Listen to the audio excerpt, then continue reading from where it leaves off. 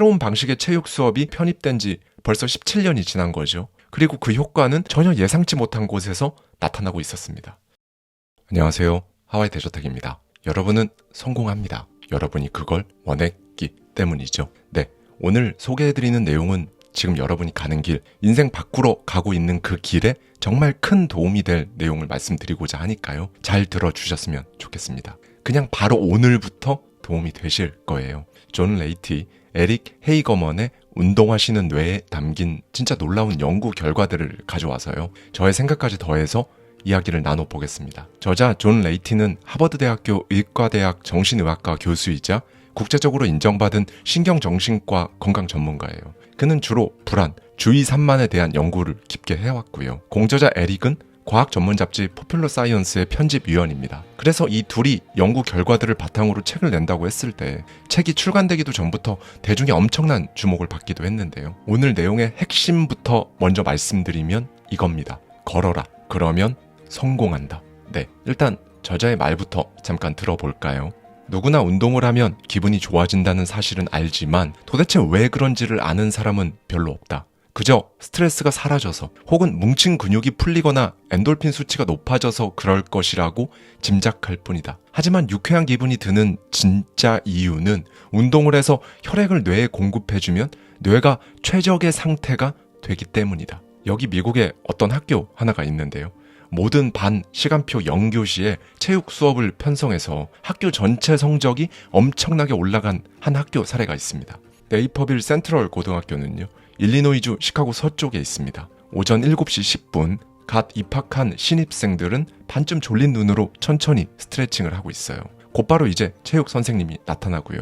학생들에게 맥박 측정기와 스톱워치가 가득 들어있는 가방을 건네면서 말해요. 자, 일단 준비 운동을 끝내고 운동장에 나가서 약 1.6km를 달리는 거야. 400m 트랙을 한 바퀴 돌 때마다 초식의 빨간 단추를 누르는 걸 잊지 말고 각 구간별 기록을 스스로 알 수 있으니까. 그리고 꼭 기억해야 할 건 마지막 4바퀴를 돌 때도 속도를 늦추면 안 된다는 거야. 달리기를 마치면 파란 단추를 눌러서 초시계를 멈추는 거지. 그러니까 너희들 목표는 최선을 다해서 달리는 거야.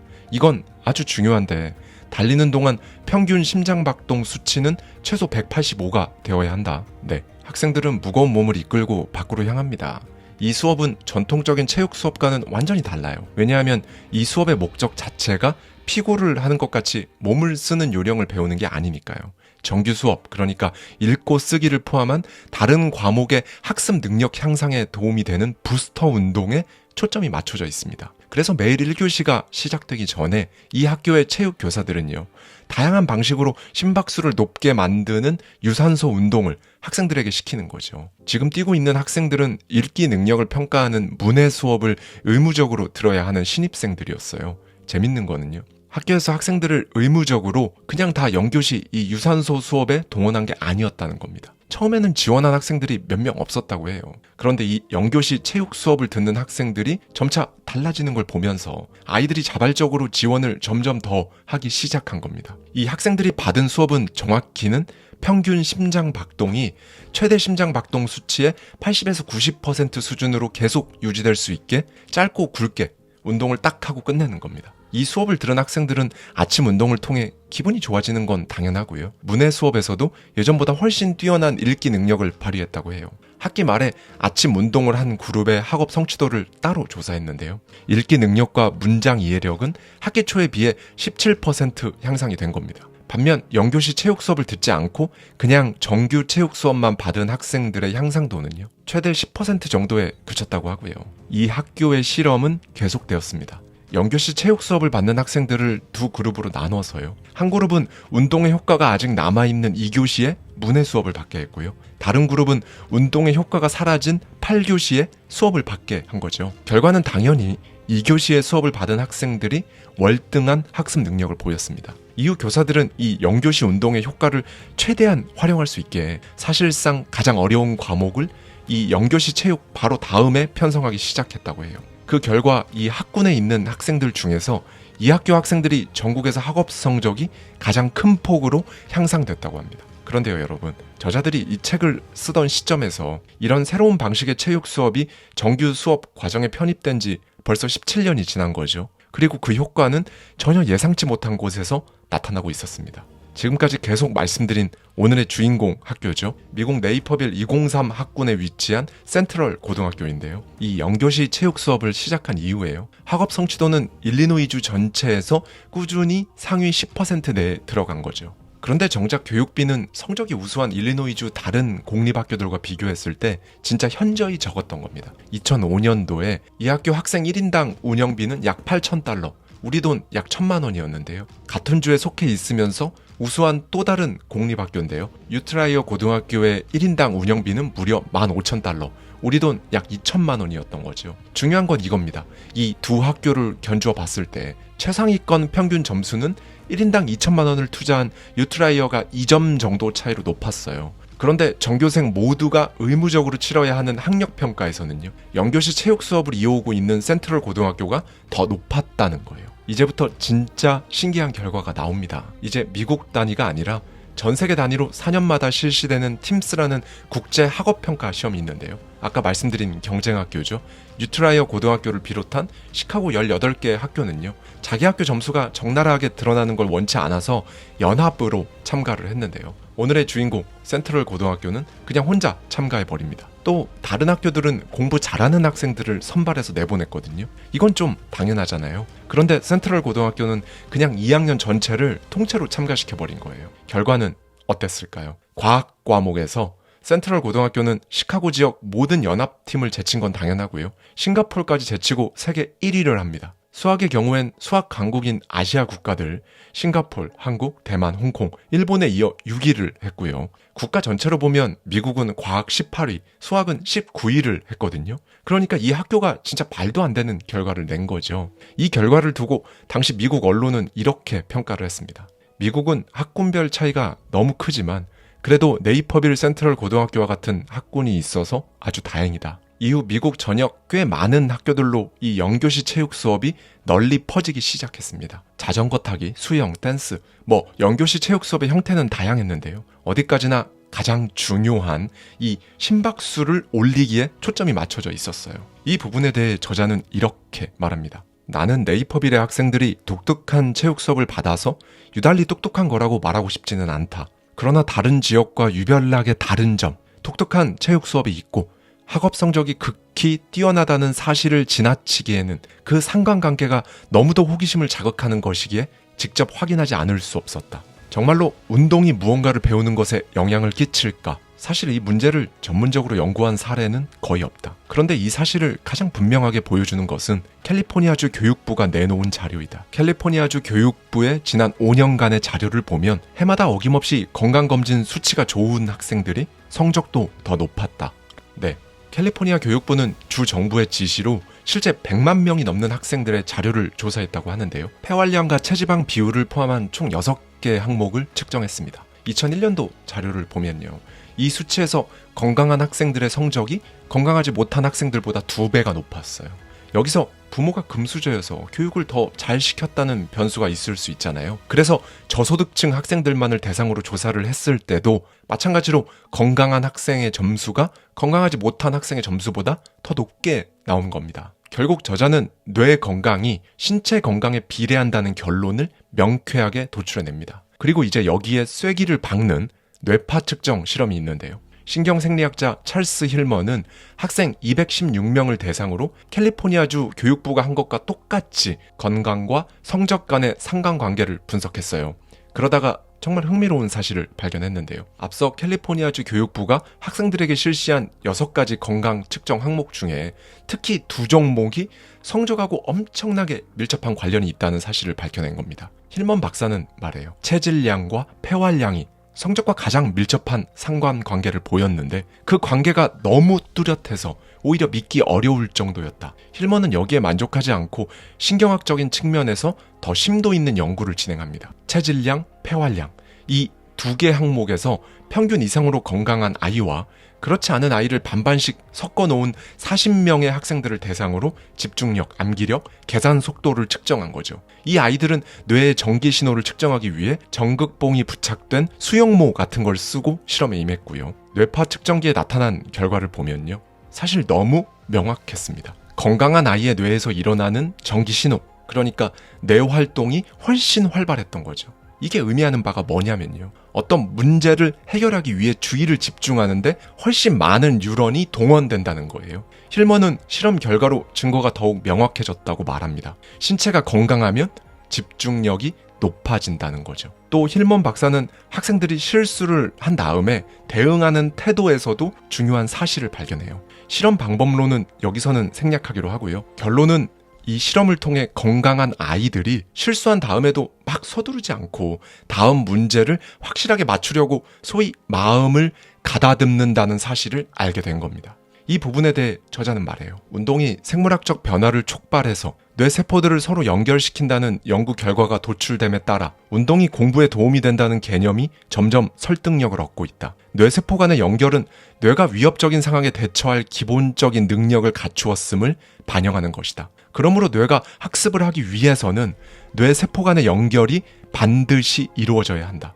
신경과학자들의 연구들에 따르면 운동이 뇌에 엄청난 자극을 가해서 학습에 적합한 능력과 의지를 갖추게 한다는 사실은 보다 명확해진다. 특히 유산소 운동이 중요하다. 이 유산소 운동은 외부 상황에 대처하는 능력을 길러주고 뇌의 균형을 바로잡을 뿐만 아니라 뇌의 기능을 최적화한다. 그러므로 자신의 가능성을 최대한 발휘하고 싶은 사람은 반드시 유산소 운동을 해야 한다. 저희 구독자님들 중에 이미 아시는 분들도 계실 텐데요. 저는 사실 무거운 물체를 드는 운동을 하지 못합니다. 직장인 시절 얻은 난치병 때문에 무게를 드는 근력 운동은 하지 않는 게 좋다는 주치의 선생님의 이야기를 들었기 때문인데요.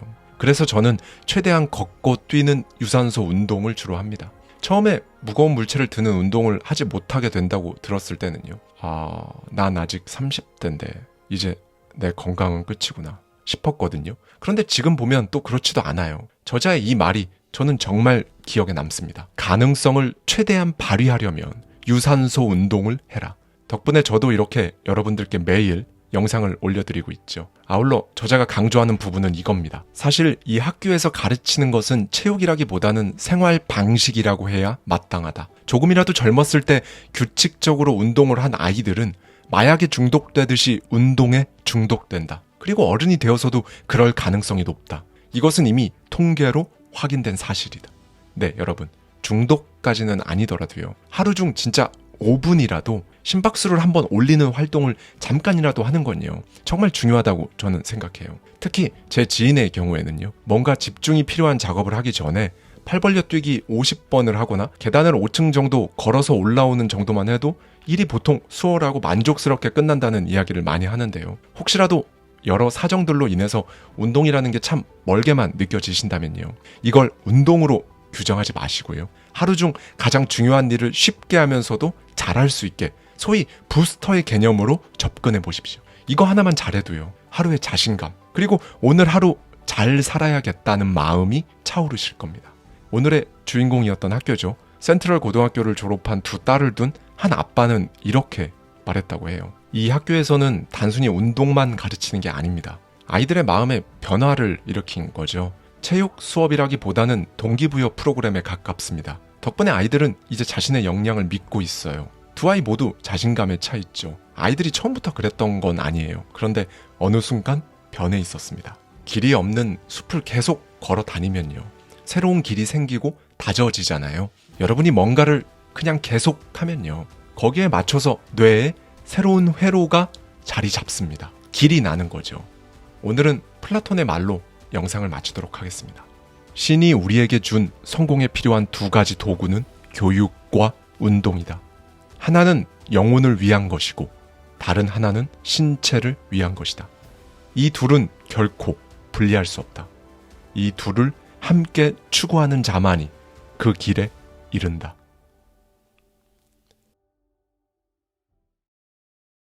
하루에 딱 15분만 시간을 내서 이걸 해보세요 라고 말씀드리면 그 15분을 내는 걸 어려워합니다.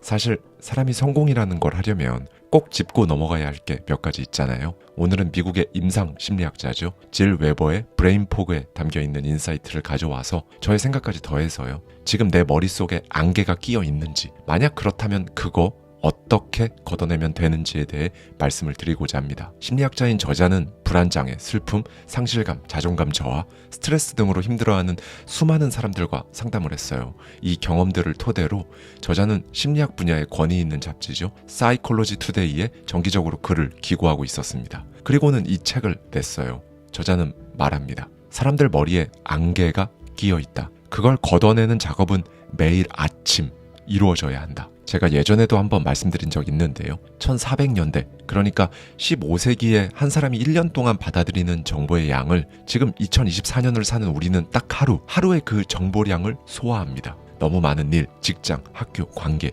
온갖 영역에서 요구하는 산더미 같은 짐을 지고 1분 1초가 막 변하는 불확실한 세상을 살아가잖아요. 엎친 데 덮친 격으로 이제는 스마트폰까지 있습니다. 그렇죠? 이 말은 뭐든 바로바로 막 처리해야 할 것 같은 분위기라는 거예요. 하루 24시간이 모두와 연결돼 있고 언제든 응답하고 대응해야 할 것 같은 부담감을 받으면서 살아갑니다. 그런데요, 이제는 일상이라 우리에겐 아무렇지도 않은 이 부담감, 압박감을 조성하는 이 환경을요, 전지적 관찰자 시점처럼 조금 멀리 떨어져서 딱 보면요, 이 스트레스의 총량이 진짜 엄청나다는 거죠. 저희 구독자님들 중에서도 꽤나 오래전부터 정신건강의학과에 다니고 있거나 최근 들어 다니기 시작하셨다는 분들도 꽤 있는데요, 이런 게 정말 다 괜히 그런 게 아니라는 겁니다. 잠깐 숨 돌리는 순간에도 공부나 업무, 육아, 어깨를 짓누르는 것들이 막 떠오르니까 마음이 불편해지죠. 겁이 나고 살얼음판 걷는 것 같고 뭔가 이 세상에 두 다리를 딱 딛고 안정적으로 서 있는 게 아니라 아슬아슬하고 가슴 졸이는 날들이 더 많다면요, 브레인포그, 즉 머리에 안개가 낀 상태라고 규정할 수 있습니다. 이런 상태가 계속되면 사람은 어떻게 될까요? 당연히 일단 멍해집니다. 평소처럼 집중하거나 기억하기가 어렵고요. 내가 나와 대화하는 것, 그래서 내가 진짜 원하는 거, 싫어하는 거, 이런 걸 딱 알아차리는 게 마인드셋의 시작이라고 제가 작년 한 해 동안 정말 많이 말씀드렸는데요. 머리에 안개가 껴서 멍한 상태니까 아무리 해보려고 해도 이것 자체가 잘 되지 않는 거죠. 그리고 이게 더 지속되면요, 이제 반은 기계적으로 일하는 날들이 더 많아질 겁니다. 인생, 가족, 친구, 일에는 더는 의미와 보람을 찾지 못하고요.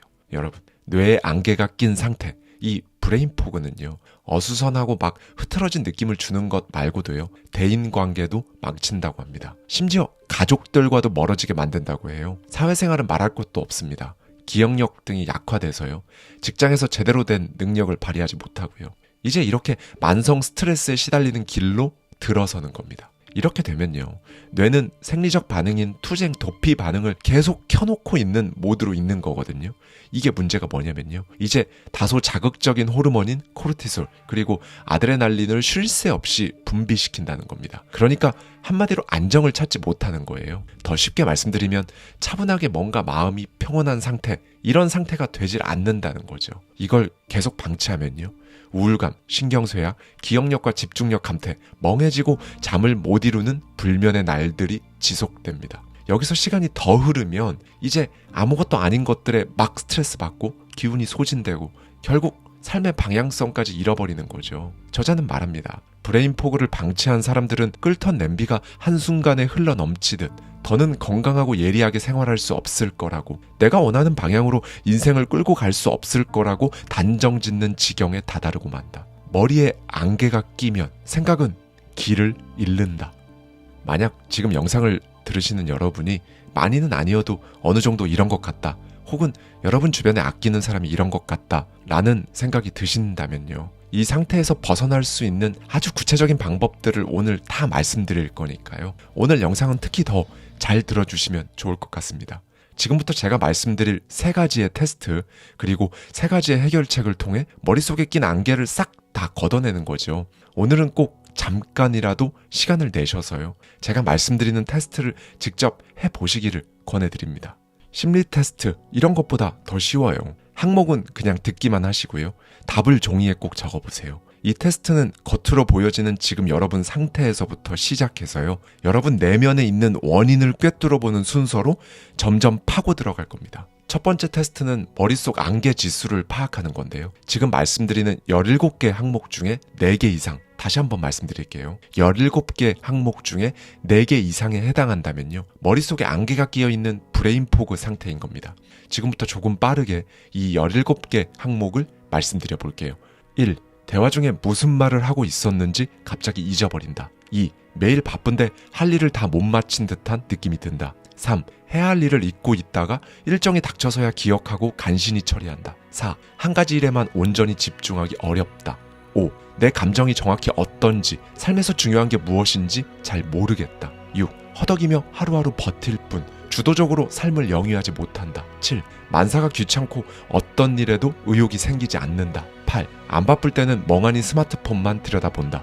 아무 생각 없이 스크롤을 내리느라 시간 가는 줄 모른다. 9. 매사에 자신감이 없고 무능한 것 같은 패배감이 든다. 10. 항상 피곤하고 지쳐있다. 11. 회의에 들어가면 멍해지거나 헛생각에 빠지기 일수다. 의견을 내지 못하거나 아예 낼 생각조차 없다. 12. 가면을 쓰고 사는 것 같고 남들이 진짜 내 모습을 꿰뚫어 볼까 두렵다. 13. 살면서 해야 하는 일들을 처리하긴 하지만 내면은 곧 부서질 듯 아슬아슬한 기분이다. 14. 사람들과 어울릴 심리적, 시간적 여유가 없다고 느낀다. 15. 연인이나 가족에게도 속마음을 터놓기 어렵다. 16. 무력감 탓에 취직 혹은 승진 기회를 놓치거나 일자리를 잃었다.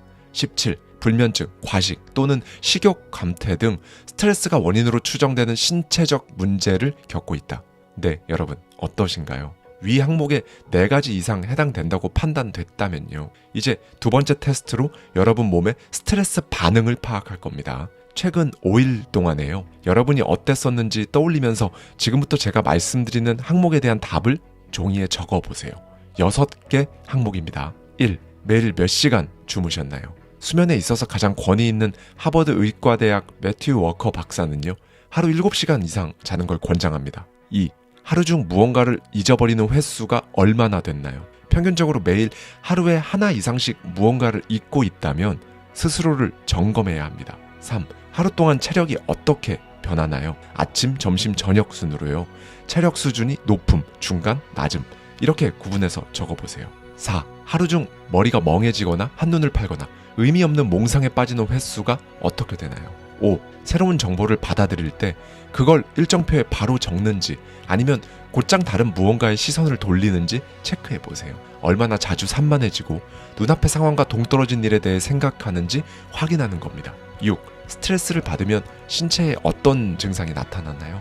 심장이 두근거리거나 생각이 휙휙 스쳐 지나가거나 몸이 경직되거나 가슴이 답답하고 배가 아픈지 여부를 체크해보세요. 자, 이 두 번째 테스트는요. 어느 기준을 두고 이걸 통과하면 좋고 통과 못하면 나쁘고 이런 게 아닙니다. 보통 자기 스스로와 대화하는 단계까지 가기는커녕 그냥 나에 대해서 아예 모르는 분들이 너무 많기 때문에요. 최소한 일주일 동안 이걸 체크해서 내가 내 상태를 잘 관찰하고 방금 말씀드린 6개 항목을 통해 내가 나를 얼마나 못 돌보고 있는지 스트레스 반응도가 얼마나 높은지 스스로 깨달으시면 돼요. 만약 내가 나를 못 돌보고 있구나 라는 결론이 이 테스트를 통해 나왔다면요. 이제 나의 통제 위치라는 걸 파악하셔야 합니다.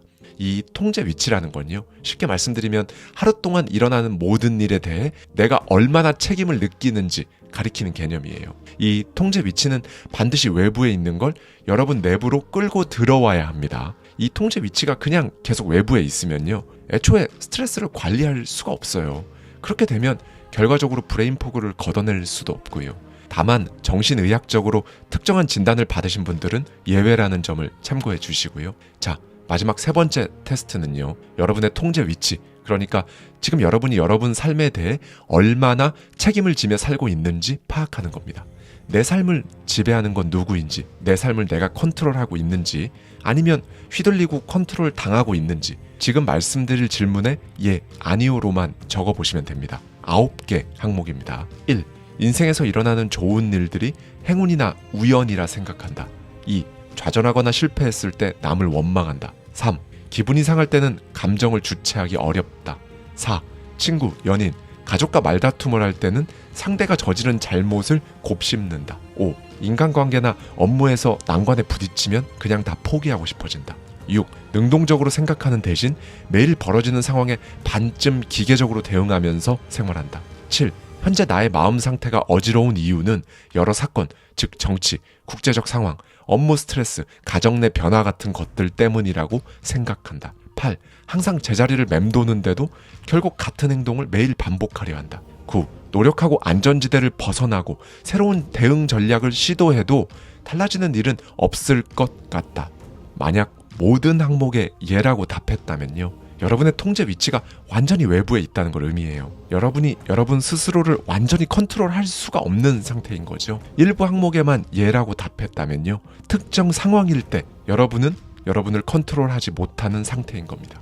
네, 지금부터 3가지 해결책을 말씀드릴 건데요. 그 중에 첫 번째 해결책입니다. 여러분이 스스로 컨트롤할 수 있는 게 뭔지 찾아보는 거예요. 어떤 문제 상황에 처해 있든 사실 내가 컨트롤할 수 있는 부분은요, 생각보다 많아요. 지금부터 말씀드릴 목록을 들어보시고요. 각 항목에 대한 여러분의 행동, 여러분의 반응을 어떻게 바꾸면 좋을지 생각해 보십시오. 사실 여러분이 컨트롤 가능한 부분들 지금부터 말씀드릴게요. 1. 어떤 상황에 대한 내 반응. 2. 내 마음의 평화를 찾고자 하는 행동. 3. 변화가 찾아왔을 때 나의 태도. 4. 내가 먹을 것. 5. 나의 운동. 6. 나의 자유시간. 7. 남에 대해 내가 긋는 경계선. 8. 자기 돌봄 시간. 9. 나의 부정적인 생각들. 10. 나의 기쁨. 네, 여러분, 이 10개의 항목들 중에서요, 여러분이 컨트롤할 수 있는 게 뭔지 한번 생각해 보세요. 나만의 해결책을 내보고 이 중에서 하나씩만 해보는 겁니다. 정해진 기준 같은 건 없어요. 나를 내 손으로 직접 바꿀 수 있다는 사실, 내가 지금까지 생각해온 것처럼 무기력하지는 않다는 사실을 알게 될 겁니다. 예를 들면 이런 거죠. 제일 첫 번째 항목이었던 어떤 상황에 대한 내 반응, 혹은 세 번째 항목이었던 변화가 찾아왔을 때 나의 태도와 연관되어 있는 건데요. 누군가 나에게 갑자기 새로운 일을 시킬 때 딱 3초만 생각해보고 그게 잘 될 수도 있다고 생각해본다 와 같은 겁니다. 여러분이 하는 모든 행동은요, 여러분 뇌의 특정 뉴런을 작동시키거든요.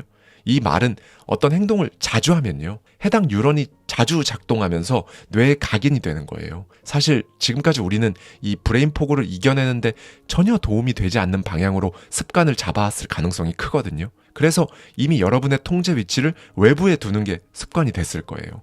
이제는 이걸 반대로 뒤집으면 됩니다. 이 부분에서 저자는 이런 말을 해주는데요. 행동을 바꾸면 실제로 뇌도 바뀐다. 그 행동을 일관되게 실천하면 뇌가 변해서 새로 각인된 행동을 보다 쉽고 자연스럽게 받아들인다. 네, 이렇게 하나하나 여러분의 통제 위치를 외부에서 내부로 끌고 들어오는 작업을 거치는 거죠. 이렇게 대처하는 방식을 고쳐나가기 시작하면요, 이게 되네. 내가 나를 좀 컨트롤할 수가 있네 라는 자신감이 생기거든요. 바로 이때가 포인트예요. 그 다음 해결책이 이제 중요합니다. 저자도 이 부분을 정말 강하게 강조하는데요. 이 시점에서 나의 목표를 세우는 것이 가장 중요하다. 그래서 브레인 포그가 다시 찾아와 나를 무력하게 만들어도 그 목표를 놓아버리지 않고 이겨내는 습관을 만드는 것이다. 네, 두 번째 해결책은 바로 목표를 찾는 겁니다. 브레인 포그는 주의를 흐트러뜨리고 기운을 좀먹기 때문에요. 지금 당장은 사실 원대한 목표를 세웠더라도 그거에 대해 생각할 마음의 여유도 없을 거예요. 그렇죠.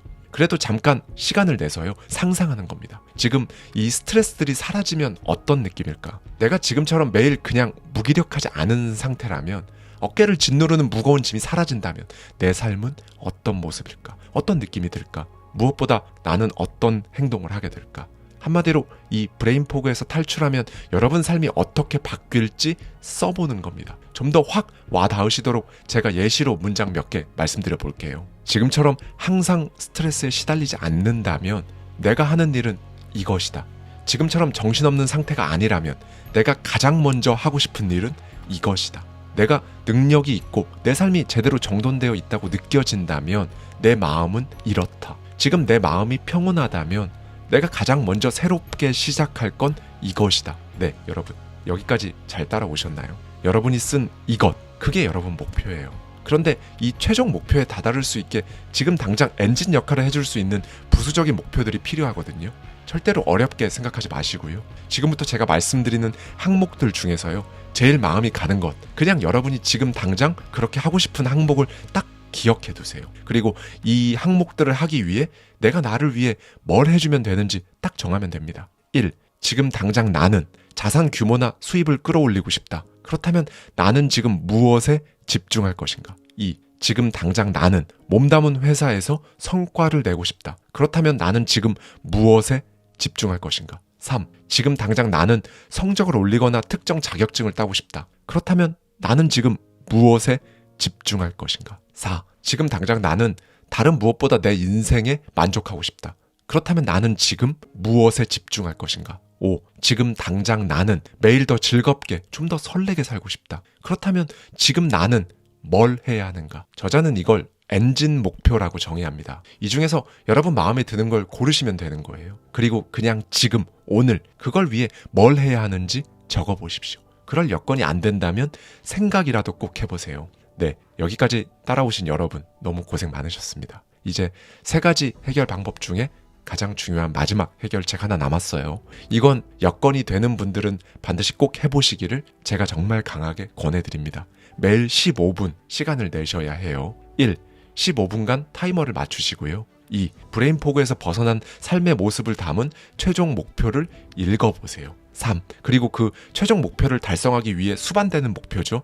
엔진 목표를 읽고요. 가장 먼저 뭘 하면 좋을지 생각합니다. 4. 그리고 이제 딱 10분 동안만 영수증이나 재정 상태를 기록할 엑셀 파일을 만들거나 구직 사이트에 들어가 괜찮은 회사를 찾아서 정리해 놓거나 파워워킹을 하거나 아니면 그냥 매일 눈을 감고 여러분의 호흡에만 집중해도 좋습니다. 강의를 알아보거나 누군가 약속을 잡거나 책 5페이지를 읽는 것도 좋아요. 5. 이렇게 하면 15분이 끝날 거예요. 15분이 끝나면 다시 일상으로 돌아가시면 됩니다. 네, 여러분 어떤 생각이 드셨나요? 매일 하루에 딱 15분 이걸 하면요. 여러분의 목표는 계속 바뀌기도 하고 진화되고 또 추가되고 그럴 거거든요. 더 고차원적인 목표에 대해 생각하는 날들이 늘어갈 겁니다. 이건 제가 100% 장담해요. 그리고 그렇게 하면 할수록 점점 머릿속 안개가 없어지는 거예요. 안개가 걷어질수록 신체 노화 속도는 느려지고 더 건강해진다고 합니다. 저자에 따르면요. 주기적으로 계속 새로운 일을 하면 뇌는 달라진다고 합니다. 우리 뇌는 사실 너무나 유연해서요. 일정한 기간 동안 특정 경험을 계속 반복하잖아요. 그러면 거기에 맞춰서 또 적응하고 성장한다는 거죠. 긴 시간이 필요하지도 않잖아요. 하루 딱 15분이니까요. 재밌는 게 우리가 하루에 멍하게 보내거나 정말 쓸데없는 일을 하면서 보내는 시간은 무조건 15분보다 많거든요. 그런데 하루에 딱 15분만 시간을 내서 이걸 해보세요라고 말씀드리면 그 15분을 내는 걸 어려워합니다. 굉장히 소수의 분들만 하세요. 그걸 하는 그 소수가 성공하는 겁니다. 제가 제 온라인 클래스에서도 말씀드렸는데요. 여러분 위에 있는 비구름은 계속 거기 있지 않아요. 지나쳐 가죠. 다시 해가 뜹니다. 그 시기를 조금 더 빨리 맞이하기 위해서라도 오늘 제가 말씀드린 테스트 그리고 해결 방안들의 시간을 꼭 내어주시길 바라면서 오늘 영상 마치겠습니다. 네, 여러분 정말 1년 내내 우리 구독자님들께서 한없는 긍정 에너지를 주신 것에 대해 정말 어떻게든 보답하고 싶었어요. 그리고 어떻게 보답해드리는 것이 가장 좋을까 2달 넘게 많이 고민했는데요. 저희 구독자님들만의 커뮤니티 공간이죠. 더마인드 홈페이지에서 시간 압축 클래스를 누구든지 5일간 수강하실 수 있도록 오픈했습니다. 제가 직접 경험하고 느꼈던 것들, 그간 쓰고 읽어왔던 수천 권의 책들 속에 있던 인사이트를 녹여내고자 3달이 넘는 기간 동안 심사숙고해서 만들어낸 커리큘럼이고요. 이 클래스에서 유튜브와 책에서는 볼 수 없는 깊이를 담고자 했습니다. 더 많은 경험, 더 많은 삶, 그걸 위한 더 많은 부를 원하시는 우리 구독자님들께서 부디 이 클래스로 조금이라도 도움을 받으시길 바랍니다. 신청 방법은 아래 고정 댓글을 꼭 확인해 주시고요. 감사합니다. 지금까지 하와이 대저택이었습니다.